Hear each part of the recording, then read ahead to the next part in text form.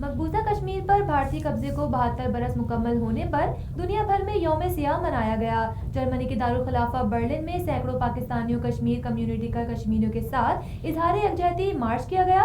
تفصیلات متی اللہ کی اس رپورٹ میں۔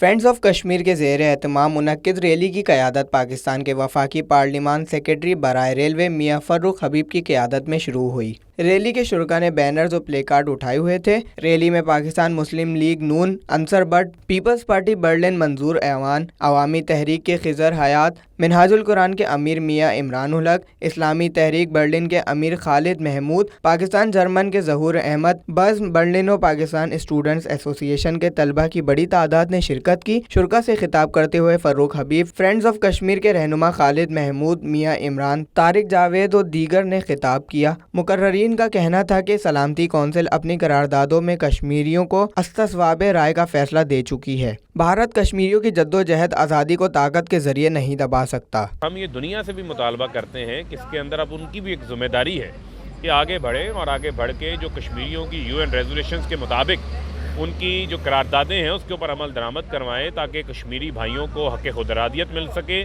تاکہ وہ اپنی آزادی حاصل کر سکیں۔ کشمیری جو ہمارے بہن بھائی اس وقت ایک قیامت خیز منظر میں سے گزر رہے ہیں، ان کو آزادی کی نعمت سے مالا مال کرنے کے لیے پوری دنیا اپنا رول پلے کرے اور جلد سے جلد وہاں سے کرفیو ہٹایا جائے اور انڈیا کے اس اقدام کو فوری طور پہ کالعدم قرار دیا جائے۔ مقررین نے اقوام متحدہ سمیت دیگر انسانی حقوق کے تنظیموں سے مطالبہ کیا کہ مسئلہ کشمیر فوری حل کروایا جائے۔ دونوں اطراف میں ایٹمی ہتھیاروں سے لیس قوتیں ہیں۔ اگر ایٹمی ہتھیاروں کا استعمال ہوا تو پوری دنیا تباہی کے دہانے پر پہنچ جائے گی۔ اقوام متحدہ بھارتی مظالم کی تحقیقات کے لیے کمیشن قائم کرے۔ عالمی برادری کشمیر میں مظالم بند کروائے۔ کشمیریوں کو اپنے مستقبل کا فیصلہ کرنے کا حق دیا جائے۔ ریلی برلن کے مین سینٹر سے شروع ہو کر مختلف شاہراہوں سے گزرتے ہوئے ویتن برگ پر اختتام پذیر ہوئی۔ Matiullah, voice of South Asia, Berlin.